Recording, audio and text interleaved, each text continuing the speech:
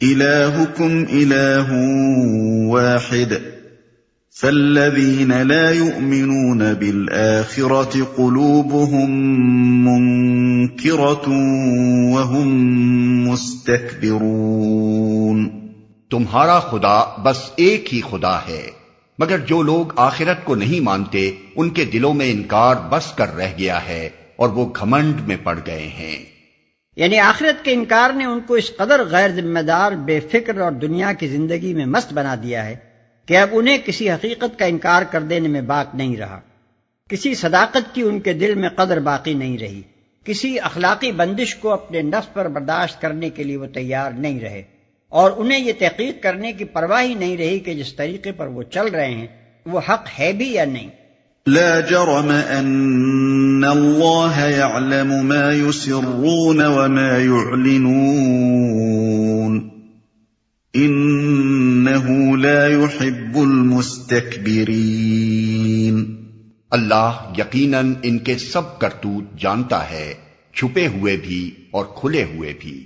وہ ان لوگوں کو ہرگز پسند نہیں کرتا جو غرور نفس میں مبتلا ہوں۔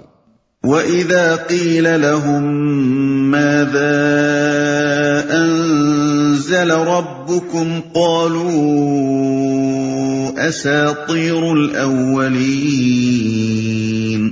اور جب کوئی ان سے پوچھتا ہے کہ تمہارے رب نے یہ کیا چیز نازل کی ہے تو کہتے ہیں اجی وہ تو اگلے وقتوں کی فرسودہ کہانیاں ہیں۔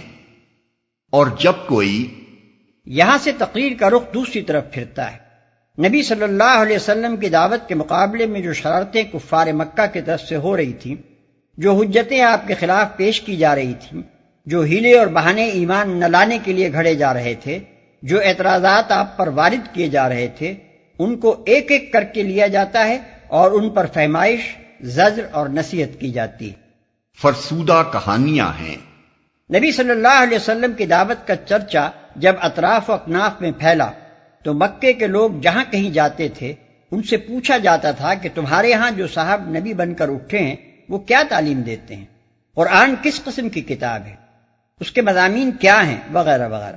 اس طرح کے سوالات کا جواب کفار مکہ ہمیشہ ایسے الفاظ میں دیتے تھے جن سے سائل کے دل میں نبی صلی اللہ علیہ وسلم اور آپ کی لائی ہوئی کتاب کے متعلق کوئی نہ کوئی شک بیٹھ جائے، یا کم از کم اس کو آپ سے اور آپ کی نبوت کے معاملے سے کوئی دلچسپی باقی نہ رہے۔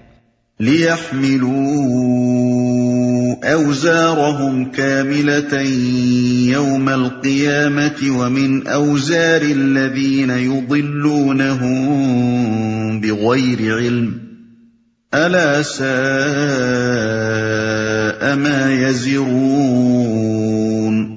یہ باتیں وہ اس لیے کرتے ہیں کہ قیامت کے روز اپنے بوجھ بھی پورے اٹھائیں اور ساتھ ساتھ کچھ ان لوگوں کے بوجھ بھی سمیٹیں جنہیں یہ بربنائے جہالت گمراہ کر رہے ہیں۔